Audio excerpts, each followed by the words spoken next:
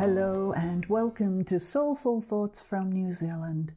I hope that this eclipse season is supporting your soul journey at this time and that peace accompany you as you walk in the world. This is Meghan, mystic teacher, author, and death and dying guide. Well, the time has come, folks. The first volume of my Death and Dying series is all set to be released on April the 11th, 2024, which is coming right up. The title, Dying into Love, a Sacred Journey for the Body and Soul. I have dedicated the book to all the souls who have died, all those who are dying, and all who will die. That is, this book is dedicated to every single being who has lived or is living on this planet. The reality, each one of us will die, and we have probably died thousands of times over. And though we may have forgotten how to die, I believe we all know, or at least have some latent soul memory of dying that is waiting to be remembered and reborn again. I remember some time ago now picking up a family photo, and it was sobering to realize that in the photo I was the only one who was still alive, and there were some quite young people in that photo. It was a distinct moment of recognition, a reminder of what is to come, my death, whenever it chooses. And here is what I know in working with souls on the death pathway. The timing is completely between the soul and God, or the soul and love. Not even the angels know when that final breath comes, and nor do we. It may come quickly and as a surprise, or it may be a longer journey. I have seen people burdened in body pray to die, and they live. Or they pray for healing and to live, and they die. I witnessed this with my mother. She had had enough and felt she was a burden not only to us taking care of her, but also even to herself. I will always, always remember the look of utter disappointment on her face when she woke one morning and realized she was still here on earth in her physical being. The timing of death is such an intimate affair that all we can do is accept and surrender into love. And the whole premise of the book, Dying into Love, is that death is the presence of love. Death is the presence of love. And this love is the ultimate guide, both for the one dying and those taking care of them. It is always so beautiful to see this love being felt and acknowledged, especially in places where it was absent in life. Death somehow brings us into the real and the immediate. That is, knowing the spaciousness of love is right here, opening the way for all manner of thoughts, feelings, and conversations to be had. What is intriguing to me was that I initially wrote a large tome on death and dying, but realized it was not tenable to have it as one book. It was way too long. And there were 3 distinct sections, And so now they are coming into form as 3 separate books. As I sat to rewrite the first section, something completely unexpected happened. It rewrote itself in poetic form. And so Dying into Love came to be and is a collection of 44 poetic reflections walking through the death journey. From the time of diagnosis and the shock this brings, the need for body and soul comfort, the larger spiritual questions and yearnings, along with angel and beloved help from the other dimensions, and the ultimate parting of the soul into those dimensions. There are reflections for grieving and celebrating. There are simple ways to help your loved one move through into the other realms, as well as opening to their communication with you after their death.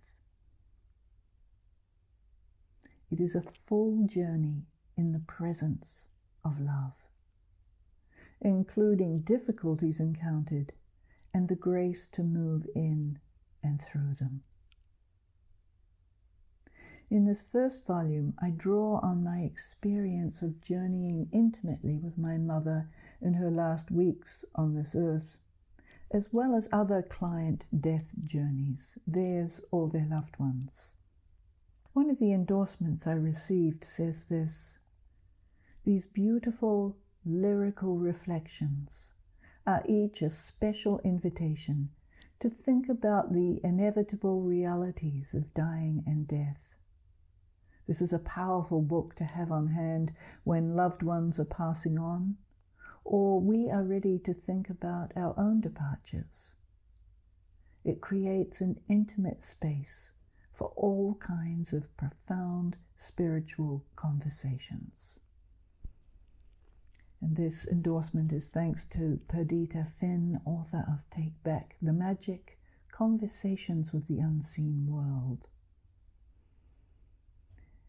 And what she speaks here is exactly what I would love for this book to achieve. For people to have all kinds of conversations about death, to prepare the way, to reignite their own inner wisdom around dying and how to die into love. I would now like to read you a couple of reflections.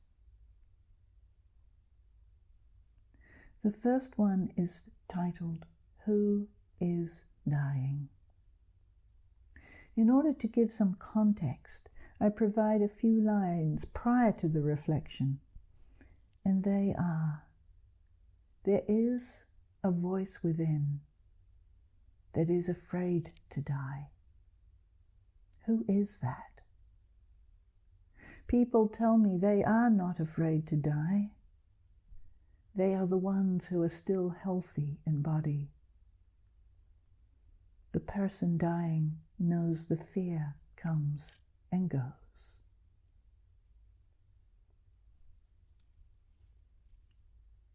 So that is setting the stage for the reflection, who is dying? No one wants to die, not really. Maybe only those who are tortured by life one way or another. But you and me here today, we all have that voice within. The voice of our small human life, with all our thoughts and desires, our likes and dislikes, bodies and blood, extended families and friends, good times and bad. We don't want any of that to end. Well, maybe that last one could go. But below that voice lies another, the voice of eternity. This is the one who does not die. We just sometimes get the voices mixed up.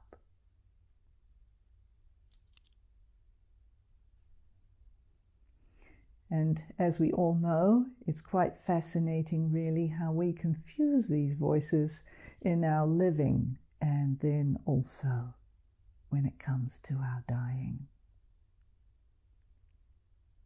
But I continued with my mother in exploring her own voice of eternity.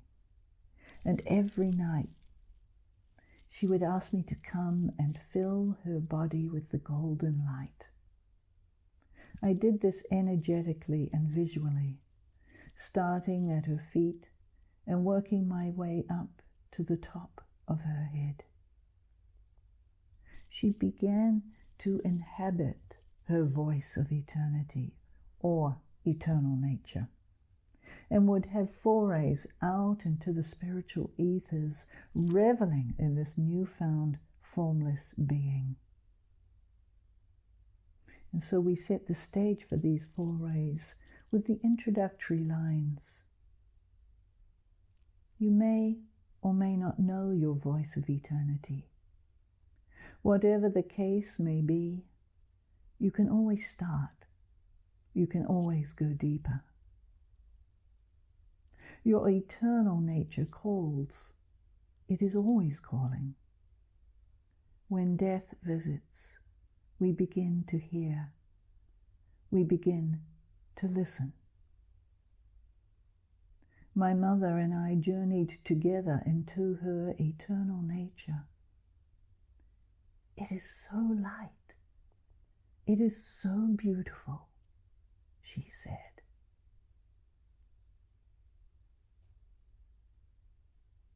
And the poetic reflection is called the voice of eternity. Quiet is so very good for you. Everything drops.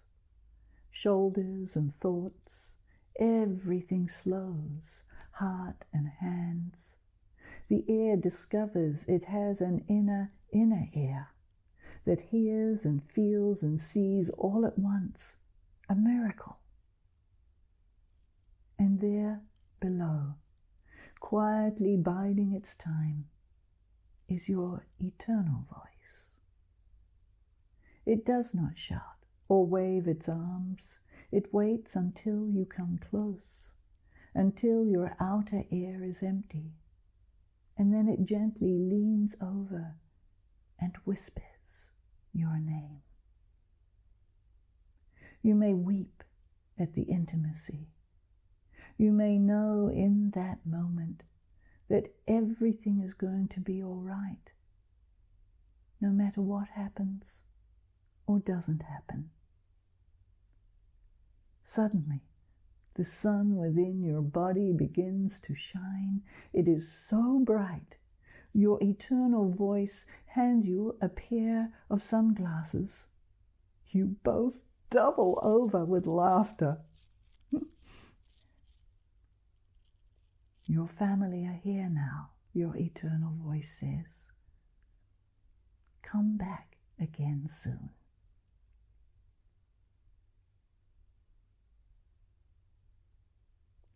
So in Dying into Love, the book, there is humor, there is sorrow, there is joy, there is fatigue. You know, dying is a large, tiring business for everyone. There is grief, there is celebration. There is the whole spectrum of living and dying, the one continuum of the presence of love. And so I would love for your support and to buy the book. Again, it will be released April the 11th, Dying into Love, a sacred journey for the body and soul. And if you feel called, I would equally love for you to give it a review on Amazon. Of course, those reviews, as you know, are so helpful in getting the word out. That would be absolutely fabulous. Thank you. And I would also like to invite you to the online book launch on April the 25th at 7:30 p.m. Eastern Time. And if you can't make it live, the recording will be available. So I would love for people to buy the book and read as much as they can and participate in the launch by sharing what resonates for you. I mean, of course, you don't have to do this, but I love interaction, comments, questions. It always makes for a much livelier and interesting time together. So you'll find the details on my website, meghan.life, and you can register there. And of course, it is free. Again, meghan.life. I wish for you all acceptance and surrender into the spaciousness and presence of love in both your living and your dying. Until next month, and I hope to see many of you at the launch, and I thank you for your support. Aarn.